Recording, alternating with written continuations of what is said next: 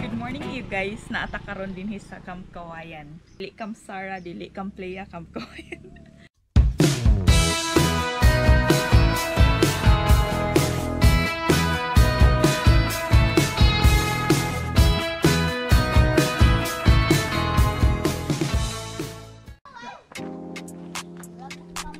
Asa dapit ang sulatan?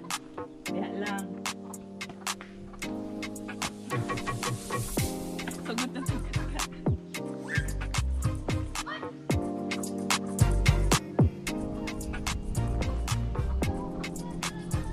Baka lagi color imong buhok.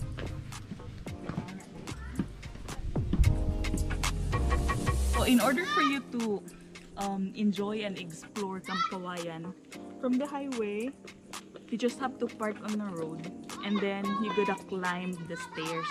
They have a man-made mga stairs for you to climb para dili kaayo ka kapoy magsaka dito, but go and check the stairs, how far it is for you to climb. So sa mga tigulang, mga senior citizen or mga tigulang like me na may problema sa tuhod, I don't think it is advisable for you to come here kasi kinahanglan gud ka mukatkat. So let's go.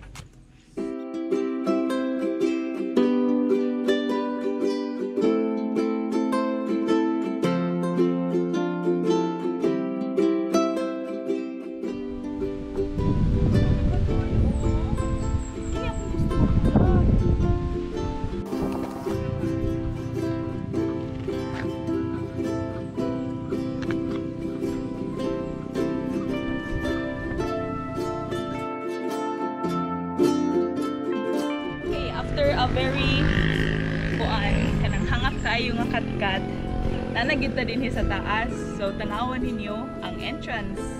It says welcome.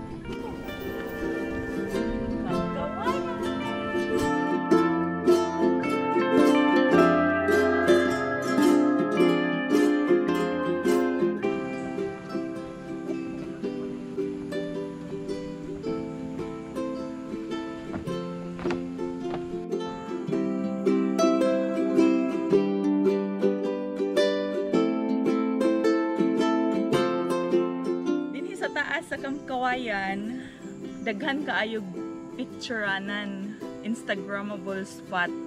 So sa mga mahilig mag-picture, labi na karon weekdays, nice kaayo man hidinhi kanang wala jud tao, so makita jud nimo ang real beauty sa Kawayan.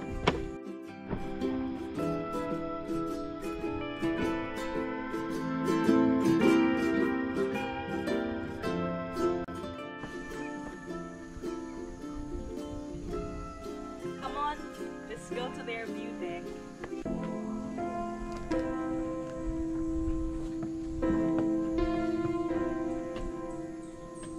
It's beautiful here. So when you come here, make sure that your car is in good condition.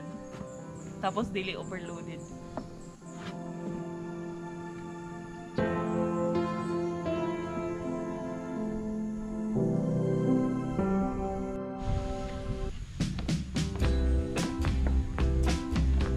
So much fun right now, just checking the greens, the trees, the wind. It's just so relaxing and it feels so cool in here. I wish I could come up here every day.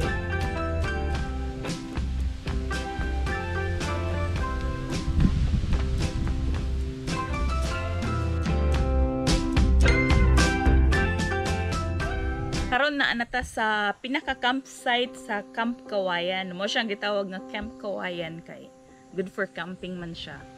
So as you can see right now, wala lain tao dinhi. So nice siya dinhi kay naa siya yung mga tables and chairs for picnic. Look you guys. And then bugnaw siya, daghan kay mga kahoy oh. And then when you sit here, kaon-kaon, tapos pahangin, pabugnaw, you will be entertained with the view. Wapo kaya ang view. It's overlooking. And look at these trees. They're so beautiful.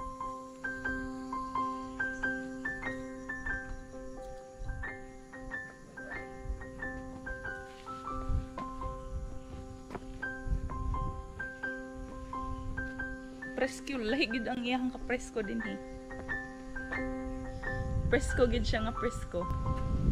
Hangin. So mo ni siya ang 360 degrees view din sa iyang pinaka main nga attraction din sa Camp Kawayan.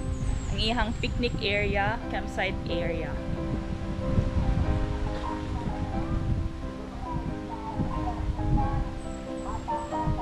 Nice.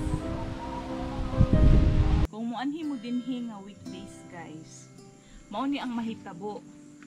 Mura ni mog masolo ang entire place, entire area kay tagsaraman ang muanhi good kay is very difficult kanang tuyuonon jud siya ba tapos is very kuan layo. So tan-awan ninyo ang palibot kung unsa ang dagway pag walay tao weekdays like today. Tan-awa.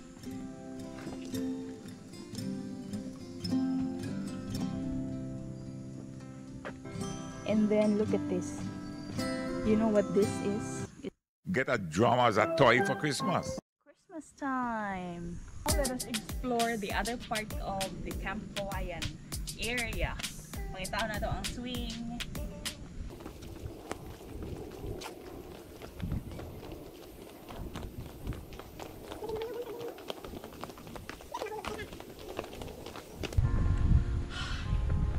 Layo pa ning nabaktas ba? But since we're already here, so we might as well check the place out. They said that there's a duyan at the very end of this ridge. Oh, we still have to climb there? Asa pa na pa dito? Dili pa dun, dili na pa dito dun. So what happened to us? We realized na layo pa di kaya siya dito para makaabot dito sa katong pinakatumoy sa ridge. So nag-decide na lang mi nga mobalik na lang kay murag hangak naman good, and then we still have a lot of places to go to pa. So at least nakita nato ang mostly no if not all nga unsa nga dagway din sa Camp Kawayan. So as you can see, this one is marang tree yata. Humot kaayo siya guys. Mga limyon ang kahumot. So let's go back now.